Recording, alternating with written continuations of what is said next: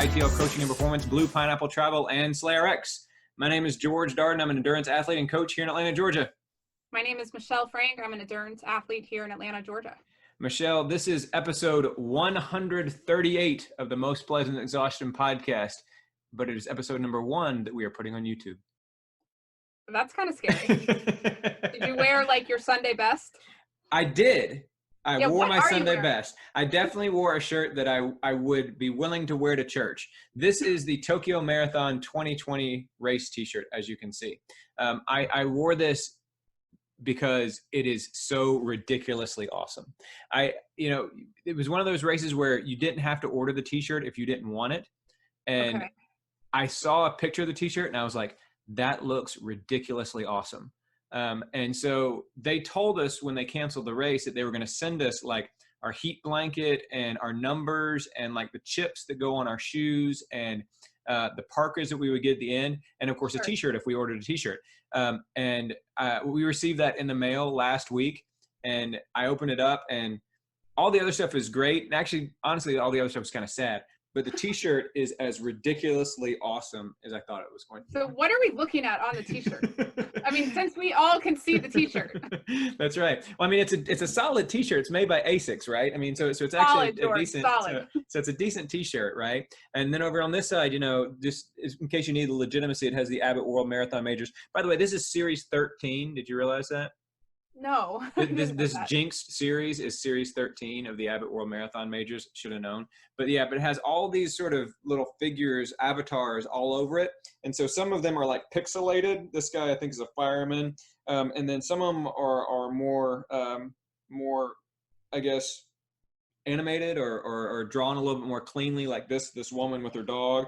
But then some of them are like out of proportion. They're kind of cartoonish, like this guy who's holding the guitar and has a big square face. And lest you be concerned, they do continue on the back. I was deeply concerned. Right. So yes, no, it's not only the 40 to 50 different avatars you see on here, but there are several on the back as well. So yeah, there was no question when we said that we were going to be putting this on YouTube what shirt I was going to be wearing for our first YouTube episode. It is this ridiculously awesome Tokyo Marathon 2020 t-shirt. Yeah, we're so happy you wore that. Right on. Did you see, by the way, speaking of things that are awesome or things that you can do and all that sort of thing, did you see that the Boston Athletic Association today sent out a newsletter, and in that newsletter they had a link to different backgrounds you could put in Zoom? I think this might be the first time that you texted me something before I texted you. There we go. I'm pretty sure I was on a call or driving and I just said, what does it say, George? There we go. Yeah, that's what I'm talking about. Yeah. So I'm trying to think here. So let's see if I can actually pull it up really quickly. But I saved a couple of them on my desktop, so we could give them a try. They don't tend to work all that well on my computer just because it doesn't. Yeah. See, so there's one of them. There's the Boston Marathon logo seal there, as you can see, looking good. And then let's see, there's another one. There's this background here, which, as you can see, is the starting line. Oh, that's pretty cool. So it is pretty cool. I mean, if it worked, it would probably look a lot cooler than it does here. I feel a little bit creepy, but Yeah, you look pretty creepy. Yeah, and then they had lots of different like action scenes from it. And so here's another action scene of like a lot of the runners actually taking part in the race there. So, and my head just floating above them. So very nice. But yeah, all these different things that you can actually put on your background to impress all of your coworkers there. So I will get to that email today, but I have not gotten to it yet. Absolutely. Well, it's funny the way that people are adjusting to Zoom and stuff, like Star Wars ahead of May the 4th next week, Star Wars Day, May the 4th be with you. They put out a whole bunch of different backgrounds as well. So we're gonna be talking more about Zoom here in just a minute, but tell me what you've been up to for the past week or so, Michelle. Yeah, I pretty much just kind of seem to have had a status quo week. Got in some good running. The weather's been amazing. So I'm definitely loving the 48 to 52 degree mornings. I know it's going to leave us soon and not come back for what seems like an eternity. So things are pretty good. I had one complete failed school at home day. So, okay. I guess this is just the new normal and we're doing the best we can. Right on. How much more school at home days do you have? I have 2 of 3 children in one school, and that school has actually said that they're potentially going to go back on May 15th. They go until June 10th or 12th. I can't imagine him doing that, but he has not officially canceled school for the end of the year. My daughter that's in the Howard school, they confirmed several weeks ago that school would be virtual through the end of the year. So the school system that my sons are a part of also has confirmed that they're going to be going through the end of the year, and they've confirmed it with, I think, is really good reasoning. They're like, this is sort of our reality here, and we're not okay with just canceling a part of the school year. But there's a lot of districts around Metro Atlanta where we both live that have canceled the last couple of weeks of the school year for some of their students, if not for all of their students. And is there anything additional for those counties? Are they going back early? I mean, where are they going to make up these days? They're not, so a lot of systems are doing like a more robust summer school offering, and our system's doing that as well. And then I think some of them are hoping that they're going to be able to go back a little bit earlier, and maybe start the school optionally 2 weeks earlier than they would otherwise. Wow. I don't think that's actually going to happen. I don't think they'll be able to pull that off. But I very much think that one of their thoughts behind ending the school year early is thinking they're going to be able to start early in the fall, in the late summer. Right. And I don't know whether that's going to happen or not. I guess we'll kind of see. We're going to start talking about things kind of opening up and not returning to normal, but at least phasing out some of the quarantining and sheltering in place here in just a minute. You've been making omelets and going for walks too, right? Yeah, I would say that's the positive side of being with your family. as opposed to, something digital or accessible by a device this week. I've probably had the most enjoyment from some hiking, and I don't know, I got really into fancy omelets. So just doing all that prep work. And can you flip them? What? Can you flip the omelet? No, this is not Waffle House. Not flip the omelet. How do you make it if you can't flip it? Seriously.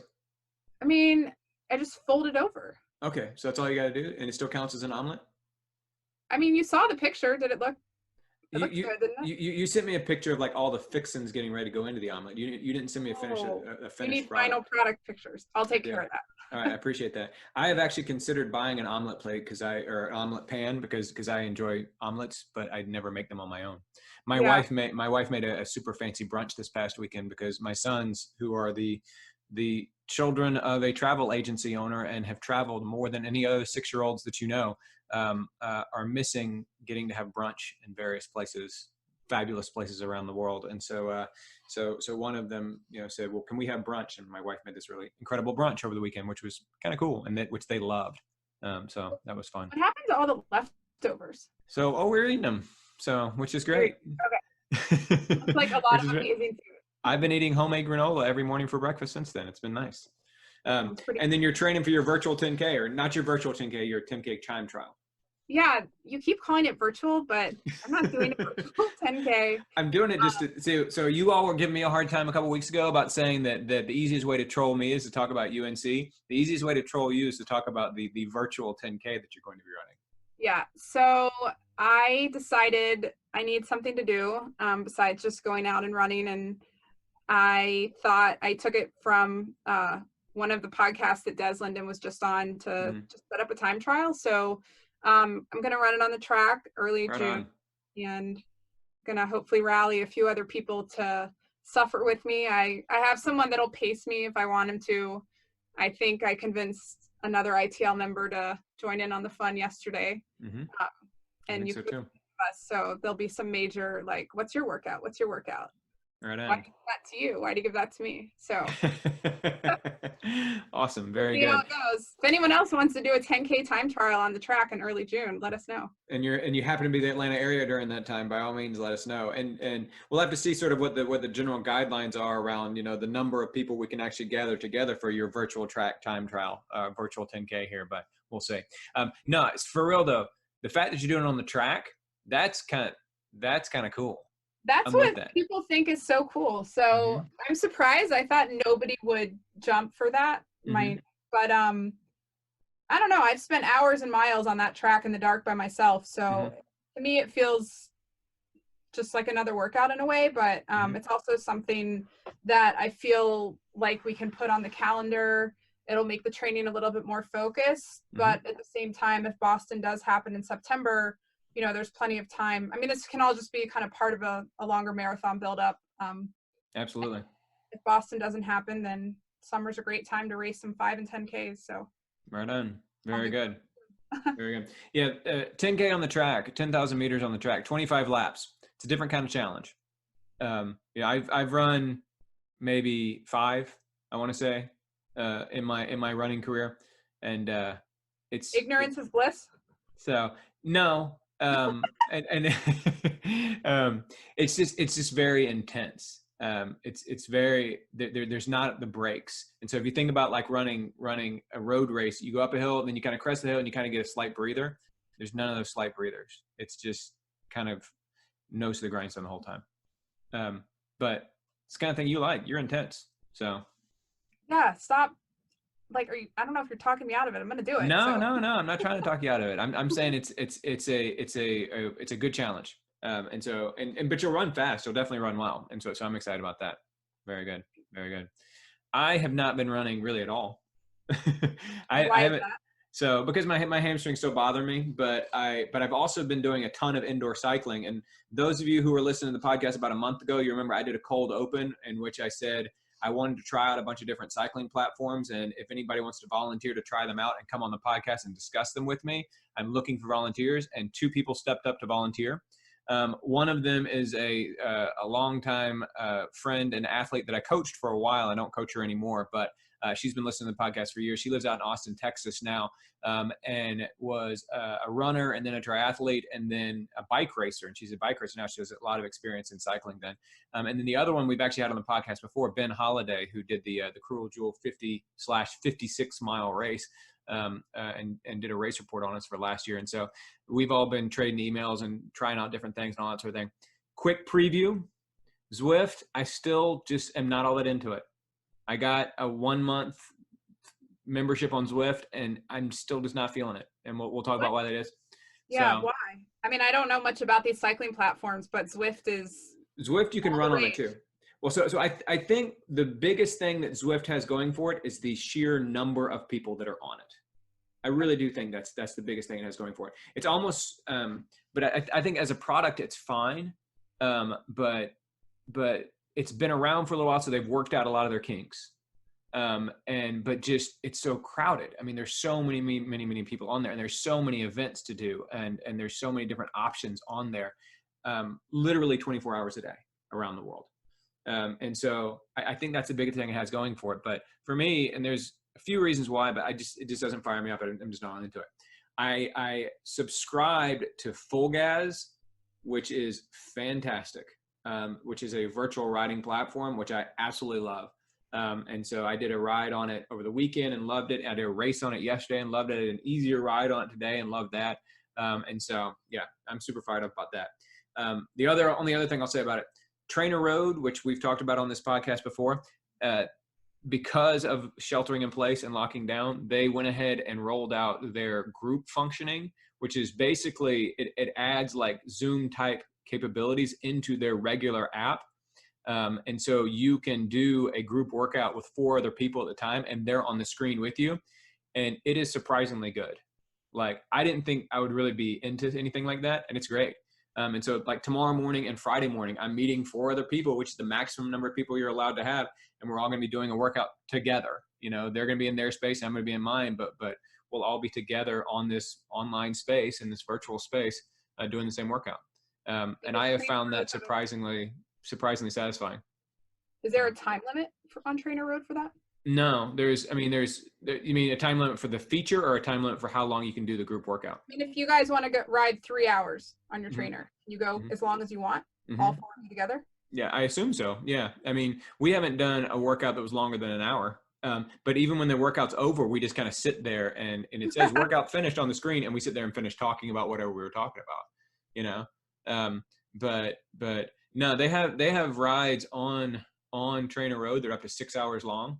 And presumably you could get people in there and hang out for 6 hours and just spin away.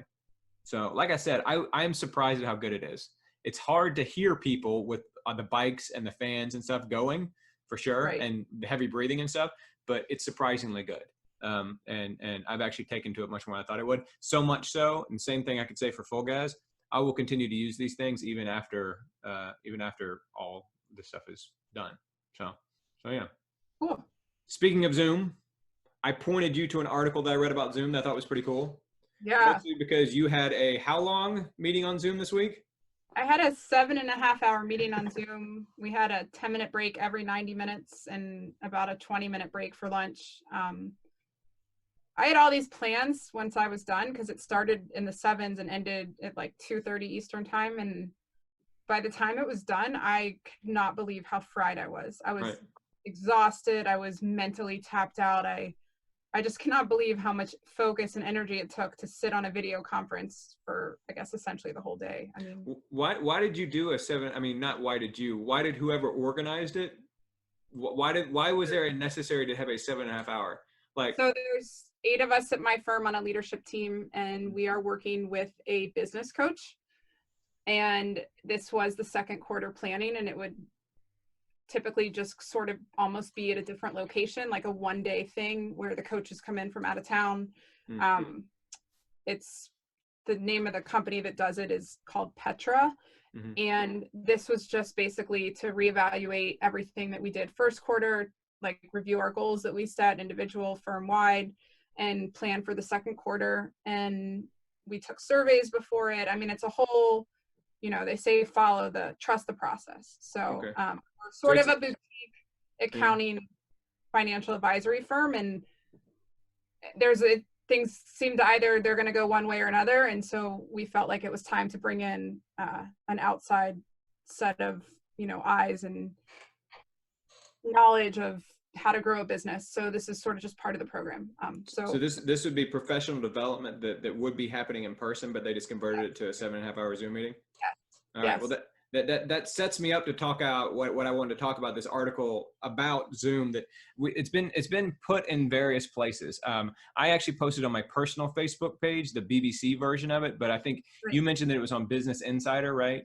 And a couple other places. I did see something on Business Insider. I ended up just going back to your page and I wanted to make sure we had read the same article before we talked about it. So I'm not sure if it's the same exact piece, but I have to assume that it's similar because I've seen it circulating on everything. Yeah, me too. And but it's super interesting, but it talks about why it is that basically working on Zoom and spending time on Zoom can drain you more and can leave you feeling more exhausted at the end of the day than simply having a 7.5 hour meeting or having a regular work day where you go into the office and you're with everybody in person.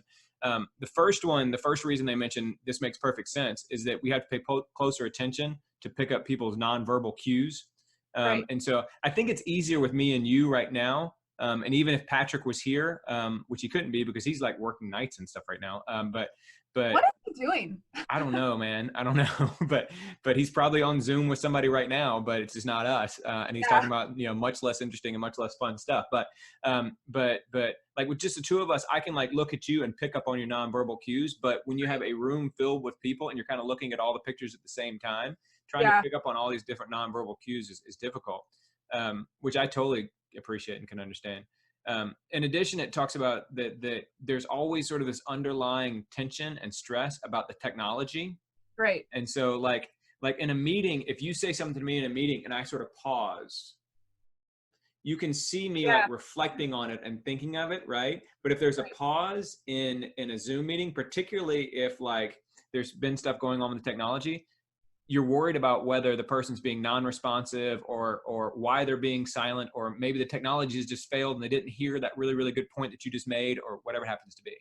Yeah. It's kind of, even if there was like up to 1.2 seconds of silence, that you make the assumption that the other party is unfriendly or unfocused or, so. Which is incredible. 1.2 seconds of silence. That's not that much silence. Yeah. but that's how long it takes basically for you to notice silence and to draw a conclusion about it. And on Zoom, you tend to draw some pretty negative conclusions just from 1.2 seconds of silence. The social pressure, you and I talked about this actually before we came online, the social pressure of being on stage. Yeah. You feel like you have to perform almost. Yeah. Yeah. I mean, and it's, everybody's looking at you constantly. And so like, if you think about when you're in a meeting, and everybody's looking at the person who's talking. And so nobody might be looking at you while somebody else is talking. So you might be able to look away or do something else or scratch your face or whatever it happens to be. If you're on Zoom, you're constantly on the camera. And so you're always right in front of everybody, even if you're not the person who's currently talking. Right. And so you're under this constant sort of social pressure of being on stage. And they also mentioned that doesn't go away even when you're doing it for social reasons. Like even if you're Zooming with your friends, or even like this Zoom that we're doing for the podcast, which you said this week on Facebook was the highlight of your week. Yeah. But it is, I mean, but I've really enjoyed it, obviously. And we've been like super consistent with the podcast during this time, I think, because we're both enjoying it. And Patrick is too. But even during this time, like that doesn't go away. So yeah, what do you think about that? I know that anytime I sort of, my mic was off, but my video was on, if I looked down to send a text message or, I have 3 monitors at home. So it's like people can see you looking, if you're looking left or you're looking right. And then the chat box, I will get a message just from a colleague that's, privately to me, that's like, who are you texting? Like, what's more important? And it's all in the name of humor, because we're all doing it to each other. But yeah, it's a constant, you're on camera. I mean, you're literally on camera. So yeah, you feel it. For sure. I mean, and like one of the things that they suggested was that you turn off the cameras, which I can appreciate. That's not working for my company and my colleagues and my clients. It's if you don't have your camera on, people are pretty much like, hey, why is your camera off? So, I had a class this morning that I taught. It was my last class of the semester with some students, and I had a group of 15 students basically. And probably, I think 3 of them had their video on. And I can't help but wonder, okay, the remaining 12 that didn't have their video on, were they really paying attention? I mean, were they, and I think that they were, because they would type things in the chat box and stuff like that, but I just don't really know what's going on with them. And I'm not, they could have been in bed in their pajamas and just turn their camera on. Yeah, totally. Or they could have been in bed like totally asleep, and that's the reason why they didn't turn their camera on. They just kind of checked in the meeting and then checked out. Right. I don't know, but then they also suggested that like you could turn your camera so it's like facing something else and not necessarily facing you. I mean, I definitely think that from the virtual meetings I've been in, when the cameras are off, I definitely feel less stressed. I get up and I walk around the room and stuff like that, Yeah. Whereas if the camera's on, I can't get up and walk around the room, Yeah, when I get really into a conversation, I mean, I think I've been known to pace my office back and forth. So can't do that if someone expects you to sit on camera. Right. But yeah, by 7 hours in, I think I'd run 9 miles that Thursday morning. I mean, I was literally standing up, sitting down. My legs were cramping. I mean, I was in all sorts of agony. Yeah. Oh yeah. So, I remember sending people a message that was like, this is not for me. I cannot do this. I cannot sit all day. I cannot be on a call all day. But I think it was just having to be there and on camera was, I found it really hard. Well, so some of the people that my wife's friends have talked about how they work from home. They're remote workers, but this is more stressful for them because they're having to be on camera more.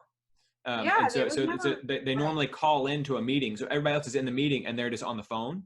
But now that everybody's on Zoom or everybody's on Discord or whatever they happen to use, like since everybody's together, then they have to be on camera, and that's just fundamentally more stressful. Yeah, I agree. Yeah. They also talk about sort of the overarching stress of this whole situation. And they said that particularly that video calls are a stark reminder of all the bad things are going on. Like we shouldn't have to be doing this. We should be with each other. Right. Which I think that's interesting too. That if you get frustrated about the video calls, it's like suddenly all of your frustration about the whole situation just comes flooding through. And I think that's a good point. We shouldn't even have to be doing this, I mean, just because, and I can definitely appreciate that. It also mentioned, like, speaking of the overarching stress of the situation, a lot of people feel pressure to perform in the video calls because a lot of people's jobs are not as secure as they were, say, 4 months ago. And so there's more pressure that, I might be blowing it on this video call, or I might not be appearing the way I should be appearing, or as engaged as deeply as I'm supposed to be engaged in this particular conversation, this meeting. And so therefore my job job actually might be in jeopardy. In jeopardy. Yeah. I haven't felt that as much, but I totally think that, nationwide, that's the general feeling. Mm-hmm. So. For sure, for sure. The last thing that they mentioned in the article in the piece, and I do encourage folks to go out and read it, is they talked about what's called self-complexity theory. And self-complexity theory basically argues that in order to be a psychologically, mentally healthy person, you need to have lots of different context-dependent roles. So you need to be a father in one space, and an athlete in another space, and a socialite in another space, and a worker in another space. And like all of these different spaces, that if you have all this different context-dependent roles, that's what makes you emotionally and socially and psychologically healthy. And normally those things literally take place in different physical spaces. But now they're all physically taking place in the same spot. They're all taking place on Zoom. And so like the same Zoom that you use for your work call is the Zoom that you use to record your podcast. And it's the same Zoom that you use to talk with your kids to their grandparents. And it's the same Zoom that you use to play trivia with your friends on Saturday night. Like not being able to go out into wider spaces in some ways compromises the different roles that you can play and can leave you more vulnerable to negative feelings. I think that's kind of interesting. I mean, what do you think about that? I do think that's interesting. I do think that I kind of wonder where the whole self-complexity theory falls in with, all of the heightened anxiety and depression. Is it really, like the medical anxiety and depression, or is it really just circumstantial? Because we do have to do everything basically. I mean, I'm almost in like a 10 by 10 room all day. So I think it's a interesting. And now you're in what, like a 6 by 2 room, right? Well, I mean, I think my other options, and based on what happened right before we hit record, this is probably the best spot for me to be in right now. So, yeah, I'm happy in my closet. I mean, that's, I'm locked in my closet. I'm really happy about that. Right on. You have a white background. I've heard that Zoom backgrounds look better if you have like a black background, or particularly like a green screen. Maybe that white that's behind you can hang a green screen on that, and you can be like yeah, I mean, on the Death Star. I'll just go to Home Depot this weekend and buy a gallon of paint and paint the wall just for our Zoom podcast. I think you should have it delivered, but okay. I'm with it if you want to do that. So we might be able to pay for that out of some sponsorship funds. I think we're going to be okay. I think so. Okay. So let's talk about, since we were talking about the stress of the whole situation, all that sort of thing, we are of course located in and around Atlanta, Georgia, as we've talked about several times before. Georgia got a lot of attention last week because the governor of the state of Georgia had probably the most aggressive reopening plans. And so without going into like whether it's too early or too late or anything else like that, I will say that there are a lot of places that are starting to look to the next phase or the next part of this whole saga. And that is starting to open back up. And so some places like, places here in Georgia are starting to actually open back up in some limited fashion.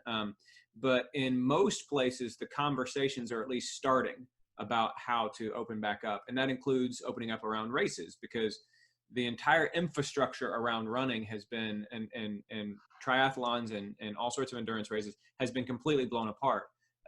Every race has been canceled. We can't even meet for group workouts and that sort of thing. The gyms have all been closed. The swimming pools have all been closed.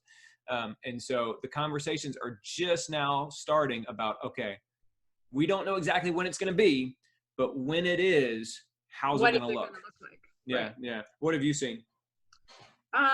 Well, I found a lot of the stuff surrounding triathlon. I mean, I think Ironman still has some stuff on their schedule, really not that far into the future from right now. Yeah. The big discussion around that seemed to be people aren't in the water right now. Like we can't just throw them into a swim. So maybe we would cancel the swim. And then I also saw stuff about plus the swims are the most chaotic part of the entire race. Yeah. And so if you think about like trying to control how much people are mixing with one another and all that sort of thing, in a swim, everybody's just in the water. So I agree with that 100%, but I feel like the focus of almost everything I read was more on safety for the athletes and their fitness level. And sure, people aren't swimming at all. Like literally, unless you have a lap pool in your backyard, most people don't have access to any type of pool. So I also, maybe they would just do a rolling start, like not just for hours and hours, let people start. Transition areas, either, cap the field size and make it smaller. Transition areas have 3 by 3 foot squares. I mean, more room for people to change. The interesting thing about the running races is, if you're not going to limit the field size, maybe you just space the corrals further apart and the starting times further apart. And even maybe you have a 4-hour window for a bunch of people to run a 10K. Right.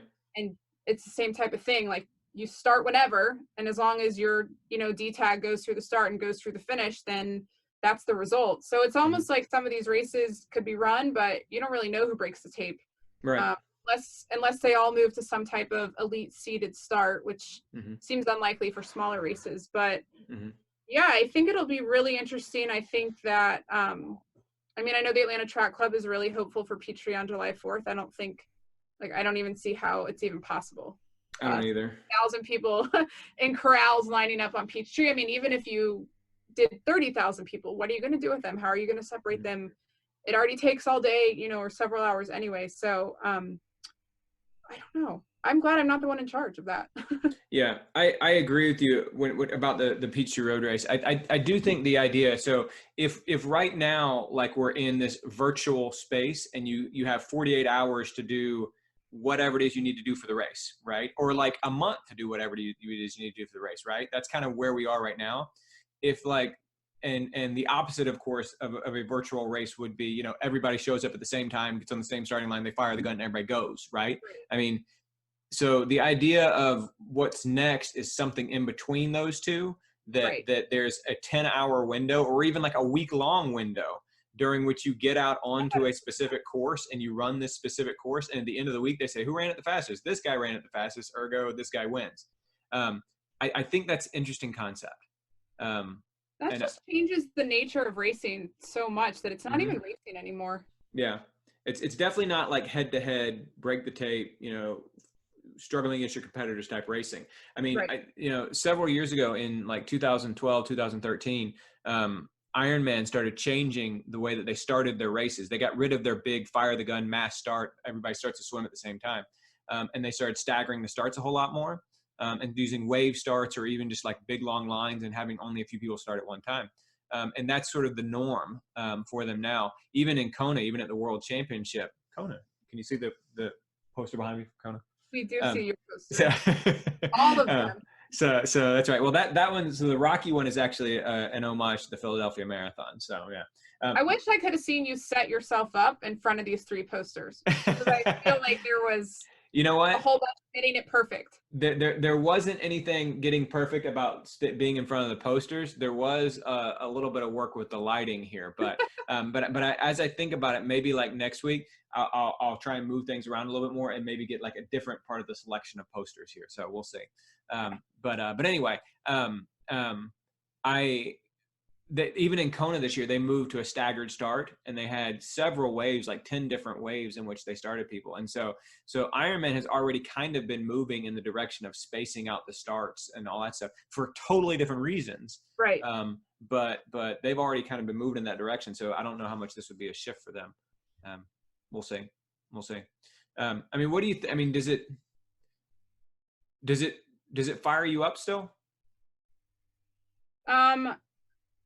No, not at all. I mean, part of the rush is the bus ride out to the start with a mass of people. And I mean, I run by myself 99% of the time, I feel like. So it would not feel the same to me. If they were going to do it for the World Marathon Majors and that's just how it were, or that's how it's going to be, I think I would still participate. I don't think I wouldn't participate just because of that, but I definitely hope that if something like that is instituted, it is sort of just something that over the next year or two, maybe it takes 3 years, it fades into what we were all used to. Yeah, so I agree. It's kind of like if we talk about, are we going to talk about Disney World reopening? Yeah, we are. Well, we both read this article that said, like, should you go or shouldn't you go? And one of the things was, can you handle Disney World if it's not exactly the way you remember it? Like, is it good enough just to be there? even if it's different. So is it good enough just to run Boston, even if it's a, not an official start and waves go all day long? Yeah, it's good enough. Is it the same? No. Am I still going to do it? Yeah, probably. I don't know. We'll see. Yeah. I mean, the way I feel about it, and I agree with you. I didn't like it when Ironman moved to the wave starts, because I like the big mass starts, because if you cross the finish line in front of somebody, that means you beat them, Right. Even it's chaotic, and as much as those swims were physical, and I was in the dead middle of that swim pack. And so I get that. I like knowing that if I passed you, I just passed you. Right. Not, oh, I passed you, but you know what? I started before you did. And so I didn't really pass you. Right. So yeah, it takes something away from the purity of the racing. And so I didn't love that. Like you though, if this is what it takes to get to do a race for the next, 1 year, 2 years, 3 years, however long it is, I'm okay with that, as long as that ultimately means that we would be moving back towards something, more like what we're accustomed to. I mean, I think one thing that I have found over the course of the past month here, is that I've raced online. I raced yesterday. I did a race yesterday, a time trial. A virtual race. So a virtual race on Full Gas yesterday. And it's even virtual of virtual, because time trials are like solo. I mean, it's time trial on a bike. I mean, you are by yourself anyway. But I got a kick out of doing it, and I see my name on the leaderboard, and I'm currently leading in my age group, and that fires me up. And I think it's cool. Yeah.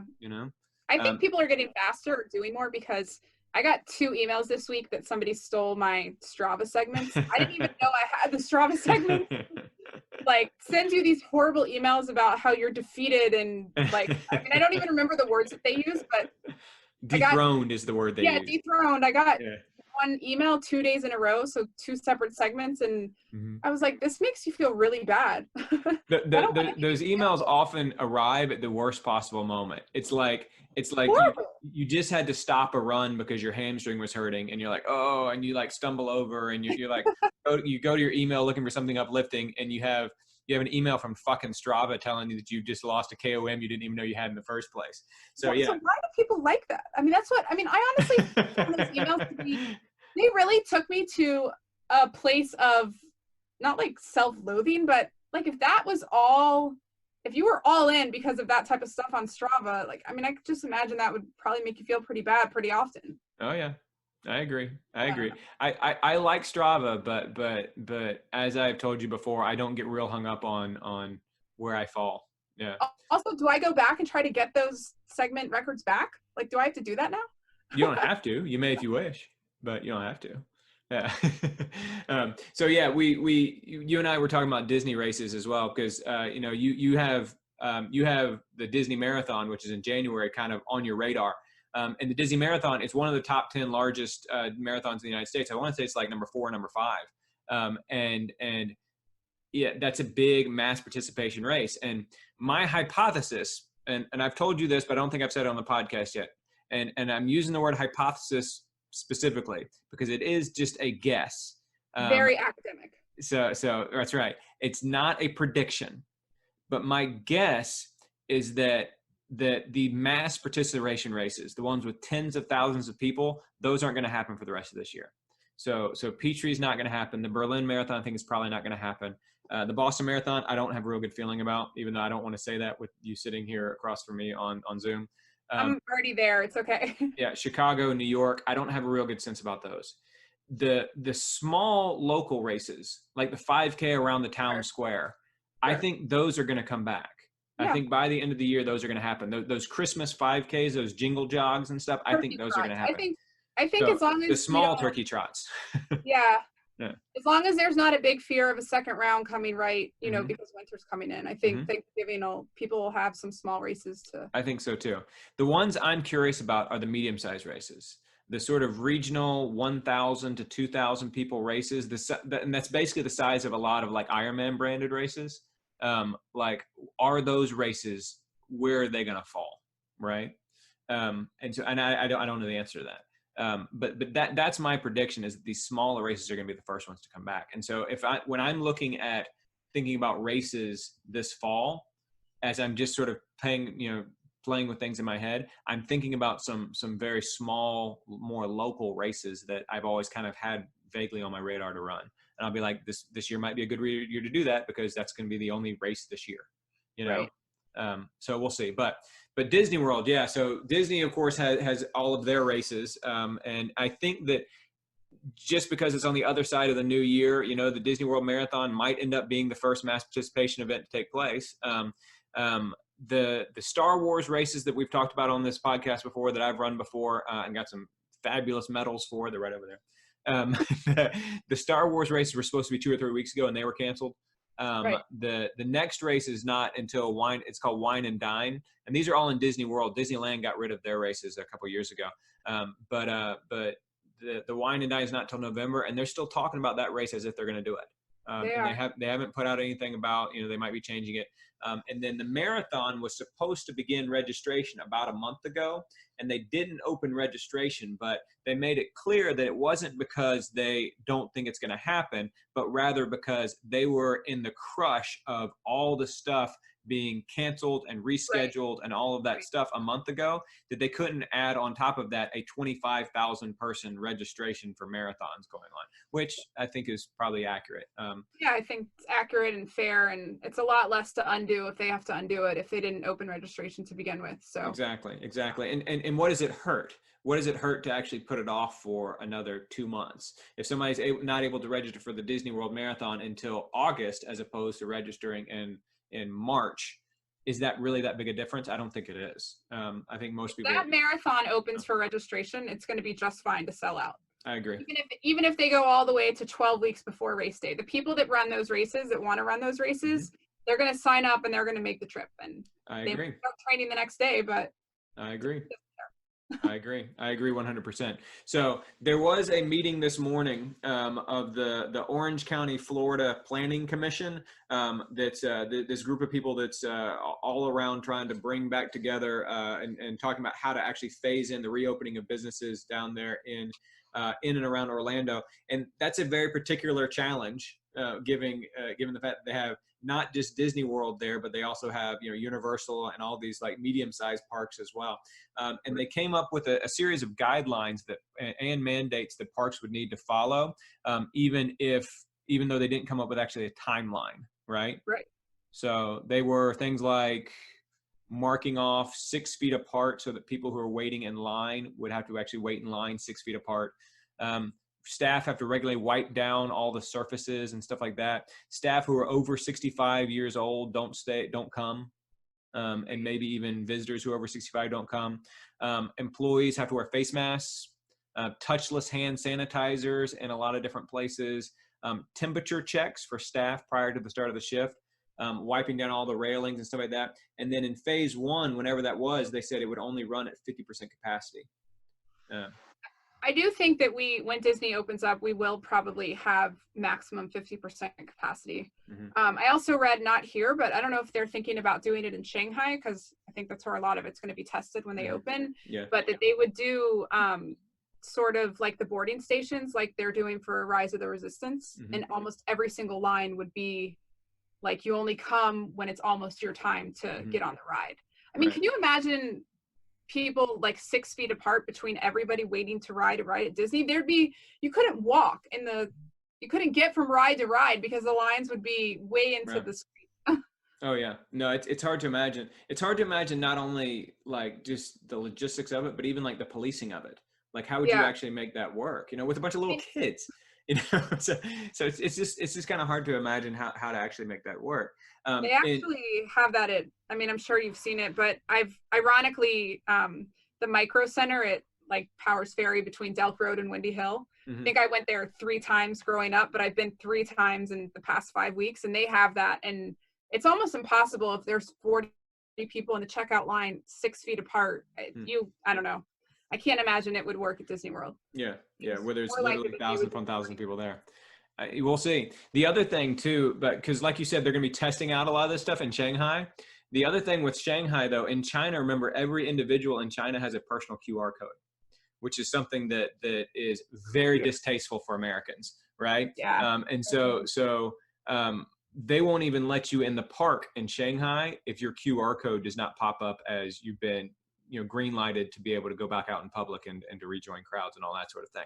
Right. And so when Shanghai does in fact open and institutes all these sorts of things, we'll see how it goes and we'll definitely learn some lessons from them. But at the same time, they have a situation that we will never have in the United States. They have a lot more information about their people than we do about ours. Right. Which, is something that, like I said, Americans aren't down for, but we'll see.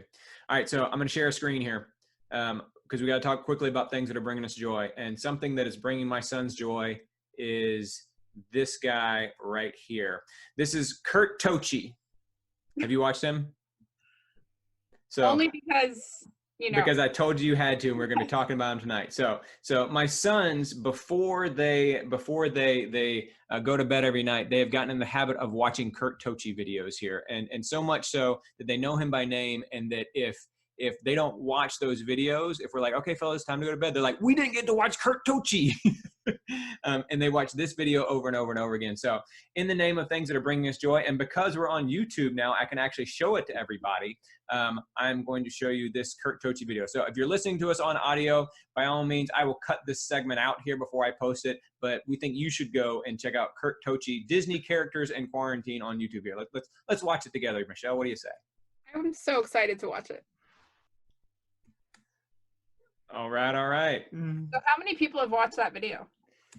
Let's see. How many people have watched the video? It has 2.49 million views. Right on, Kurt Tocci. You keep it up. So you can see there, Kurt Tocci. That's KurtTocci, 62,000 subscribers. You go, Kurt Tocci. But yeah, my sons think he's absolutely hilarious, and he's actually come out with Disney and Characters in Quarantine Part 2, which maybe we'll watch that next week. All right.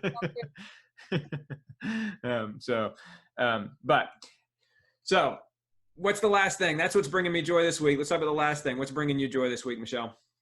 You started with my what's bringing me joy. Did you forget? So I didn't forget that, but weren't you going to talk about that rowing article? Oh, sure. So Sports Illustrated put out sort of a recollection of their 60, I guess, most read or best articles. And there's a coxswain, an article that came out back in 2014. She rowed for Cal Berkeley, and Cal has an amazing rowing team. She was diagnosed with cancer after her junior year, literally went from kind of the highs of everything a junior in college experiences to a stage 4 lung cancer diagnosis. And it's just a great article. I'm not going to spoil the ending, but, she went through all of her treatment and suffered the way everybody suffers when they go through chemotherapy, and still came back for a varsity spring season. And, it goes through Pac-10s and NCAAs and kind of what happened after that. And it just sort of kind of makes you put everything in perspective right now. So I used to be a rower, so I can relate to a lot of kind of what she went through in that article, and a lot of stuff that they talk about in terms of rowing and the team sport and the camaraderie and what happens without it. And so it was kind of just metaphorical for almost what every one of us is experiencing on a daily basis right now, where maybe it wasn't a team sport, but some way, shape, and form, all of our lives are a little bit, less team oriented than they were before. So, yeah, it's there. Right on. Yeah, it's called SI60. Cal Coxswain Jill Costello learns she's in the late stages of cancer, but makes the next year her best. I was really happy. I mean, Sports Illustrated could have reshared anything, so I was happy to see them reshare this. Yeah, and I haven't finished reading it yet. You put it on my radar today, and I read about the first half of it. And I'm not a rower. I mean, I've followed rowing a little bit. I've had some students who rowed, and my niece is now a rower. But still, nonetheless, a lot of the themes they talk about in the article are definitely universal, and like you said, very uplifting. So yeah, very cool. Glad you shared it. Check it out, everybody. We will share the link in the description of this YouTube video, and then of course on our Facebook page as well. Michelle, thanks for being with me once again here on the Most Pleasant Exhaustion podcast, our first ever YouTube version. So glad I downloaded the YouTube app recently. So now. Absolutely. Thanks again for joining us, everybody.